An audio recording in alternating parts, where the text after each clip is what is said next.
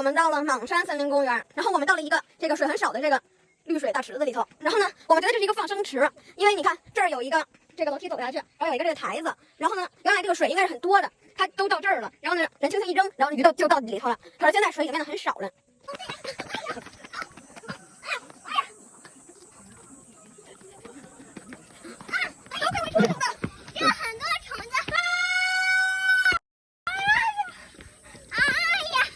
身上发现一只猫，然后妈妈给它了一小盆狗蛋皮，然后它没吃，闻了闻走了。然后我们现在正在上山，然后它就一直跟着我们上来了。来呀来呀，咪咪来呀！现在不走了，你走了它就跟着走。那你带它走吗？你看它走了吧？咪咪